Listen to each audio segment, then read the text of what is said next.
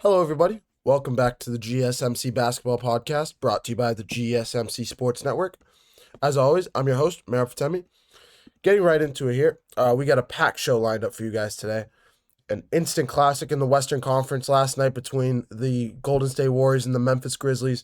We're going to recap that entire game. What an unbelievable game that was. Possibly one of the best games so far this season. Also, we had the Orlando Magic take out the Atlanta Hawks to set up a date between the Magic and the Boston Celtics in the first round. We're going to get into everything about that game and kind of preview a little bit of that Magic Celtics series because it could be a little bit more interesting than what first meets the eye for that series.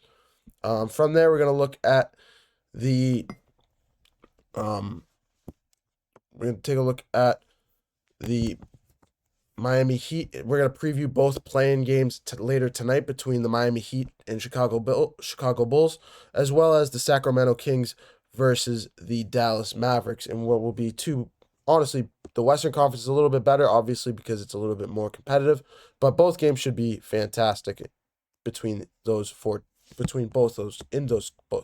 both of those games. From there, we're also going to take a look at the Golden State Warriors and the Houston Rockets in the first round their first round matchup officially set after the Warriors taking out the Grizzlies last night.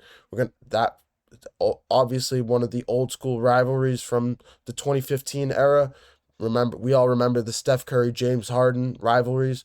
That rivalry is set to take place starting Saturday, and that will be one of the premier series of the first round as well. And then we're going to close out the show talking a little bit more about the Memphis Grizzlies as well. Do they move on from Ja Morant in the offseason? Where should the Memphis Grizzlies go if they lose on Friday night? We're going to take a look at everything in there, but yeah. But before moving any further, I'd like to take a moment to remind you guys to please like and follow the show for more GSMC Sports Network content. Also, we get a number of questions and comments that come in during the show. So to ensure that your question gets read on air, I ask that you use the tips and donations link at gsmcpodcast.net for your questions. Just put your question at the top of the list so that I see it. It also really helps out the show. Again, the link is gsmcpodcast.net for all your questions and comments. And I'm sorry, Anthony, for ignoring you. I do see you have been typing in the chat while I was doing my opening. The Heat are playing later tonight. And do you recommend Miami lose this game so they can stay in the lottery? Because if they win, don't they lose a draft pick to the Oklahoma City Thunder? Yes, that is true. I don't know if I recommend them to lose this game just because it is a play-in tournament game, and honestly, a lot of playoff games these days still bring in a lot of revenue.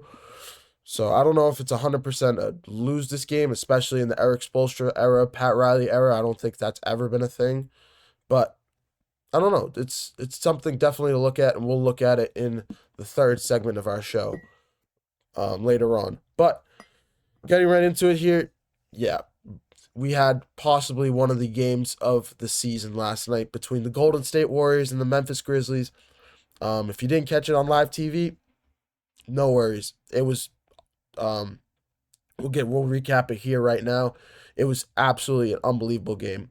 The Memphis Grizzlies starting out hot, jumping out to an early 5-point lead in the first opening minutes of the first quarter. And then from there, it was pretty much all Warriors, going on a 26-7 run to close the first quarter. And then in the second quarter, it was just more of the same story. Steph Curry putting on a barrage of threes. Jimmy Butler continuing to grow into playoff Jimmy form. It was overall just Draymond Green. It was their defense, if anything, that was being so tenacious on that end of the ball. The Memphis Grizzlies just couldn't spark any offense all game. That's what it felt like. They could not get their offense going. They could not. Jaren Jackson Jr. having issues in the paint with Quentin Post or Kevon Looney or Draymond Green. Brandon Pajimski giving Ja Morant problems in the guard area. In general, it was just the Warriors were forcing so many turnovers. I believe they finished with 13 steals in this game. The story of the first half was just Warriors defense and being able to light it up from the outside, and they really, really did that in this game. Um, but moving on into the second half, I believe it was a 13-point game going into halftime, and in the second half, it was a little bit of a different story, really. The Grizzlies coming out a little bit hotter, closing the distance, making it a 10-point game until Ja Morant left the game. He got injured, twisted his ankle on the ground, falling. I believe he fell on Draymond Green's ankle after a fall-away shot. Ended up shooting the free throws so he could return to the game, which he eventually did in the fourth quarter. But before he did, it was the Desmond Bane show. Desmond Bane finishing with 30 points in this game, and without Ja Morant in the lineup, he was the leading force for the Memphis Grizzlies as they continued to make this game closer and closer going into the fourth. In the fourth quarter, it was more of a 1-point game, much closer, going back and forth between both teams. Zach Edey in this one being a driving force for the Grizzlies in the interior, finishing with 14 points, 17 rebounds. He played a phenomenal game and probably one of his premier performances as a rookie this season. We haven't really seen a whole lot of or heard a lot about Zach Edey this season with Jaren Jackson Jr. starting over him. But in this game, it was the Grizzlies were using Zach Edey so much down the stretch, putting a lot of confidence in him, taking late free throws in this one. He was absolutely a driving force in this game and keeping it close and making it so as interesting as it was down the stretch. But fast forwarding a little bit farther down the line with, I believe it was. Well, before I get there, the Warriors really just played an unbelievable game down the stretch here, just managing the clock. That is the first thing I want to say. With 13 seconds to go, they held a 3-point lead. Memphis Grizzlies holding a timeout in their back pocket. The Warriors forcing a trap on Steph Curry to take 5 seconds off the clock. For a Grizzlies having a foul to give, forcing another 5 seconds off the clock. By the time the clock was over, it was it went from 17 seconds to about 5 seconds in a blink. With a 3-point game, it was a 3-point game for the Grizzlies to deal with. And what will be the story in this one, really, it was their inability to get a inbounds playoff. With 5 seconds to play, being able to advance the ball to half court, and the Memphis Grizzlies could not inbound the ball. A 5-second violation on them forced the game to a close, and that was it. That's the only way I can describe this game.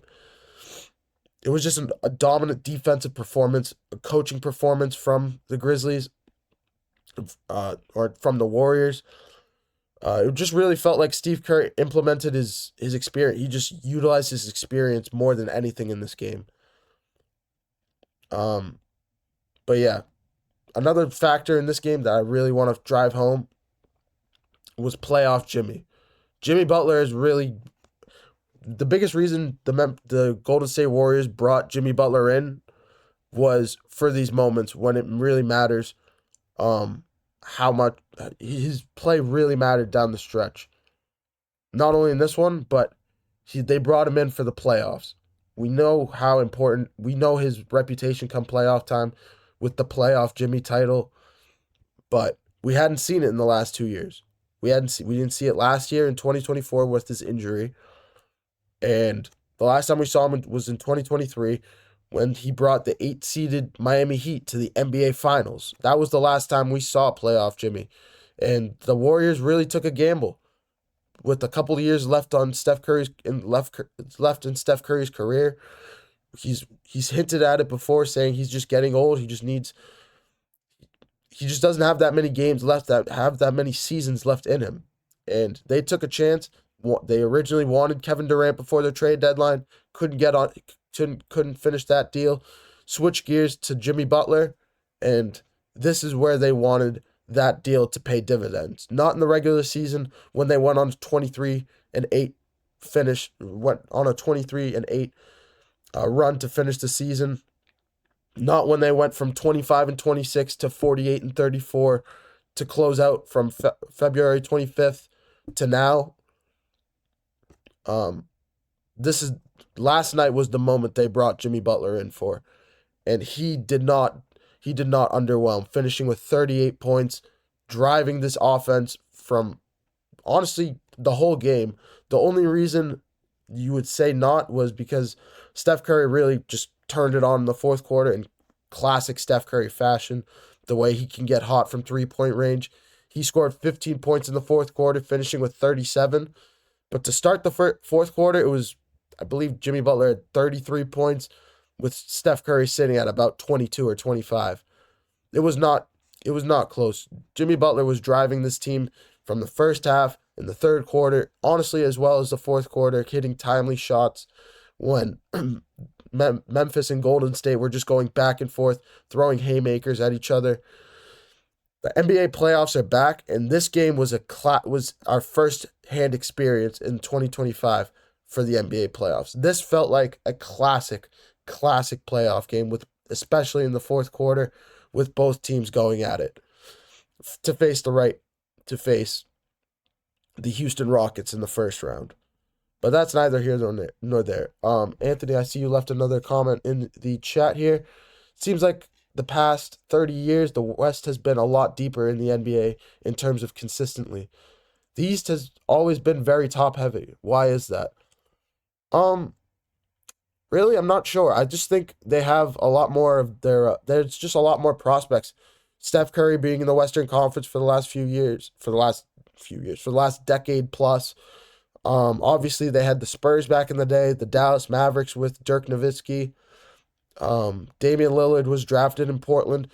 Jokic being drafted in Denver. They just have a lot more. They just have a lot better prospect drafted wise, and homegrown talent. That's really where strength comes from in terms of teams. You see Boston with how dominant they are in the Eastern Conference. They have all their homegrown talent from Jason Tatum and Jaylen Brown. The Cleveland Cavaliers, I know they got Donovan Mitchell, but they drafted Darius Garland. They drafted Evan Mobley. Even the Milwaukee Bucks with Giannis, they drafted Giannis. This is all it's a lot of homegrown talent, and then from that homegrown talent is what attracts star players. And that's where the star players have gone recently. It's the Western Conference with LeBron James entering there in the last 5 years. Trying to think to another move. Another example of homegrown talent is Dallas with Luka Doncic, and without him being in LA, that trade doesn't matter. But him being in Dallas is a major reason why the West is better than the East. Their ability to draft better players is the reason why. But going back to the Warriors and Grizzlies, it was just an unbelievable performance. Ja Morant finishing with 22 points in this one, and it's just gonna be interesting to see how Ja Morant and the Grizzlies will face off in their game on Friday night for the right to face the Thunder. That'll be a win and go home game, and we're gonna get into it later in the show. But what can happen if the Grizzlies possibly don't make the playoffs, possibly lose that game? Do they move on from Ja Morant? Do they bring in a new star player to build their team around? Do they blow up the team? Do they keep Desmond Bane and Jaren Jackson Jr. and just bring in another star player, bring in assets for Ja Morant, and just rebuild their team? I'm not really 100% sure on that question. We're going to get into it later in the show. But this segment is dedicated to the Warriors and Grizzlies because they deserve all the credit in the world for the performance that both teams put on last night. Regardless of how the game finished, it was an unbelievable game for both teams. But I'm going to take a short break. When we come back, we're going to take a look at the Eastern Conference 7-8 matchup between the Orlando Magic and Atlanta Hawks. It wasn't as much of a classic as the Warriors and Grizzlies, but the Orlando Magic pleading their case, proving why they're still one of the best teams in the Eastern Conference, regardless of their seed, finishing with a 7-game win streak to close out the season.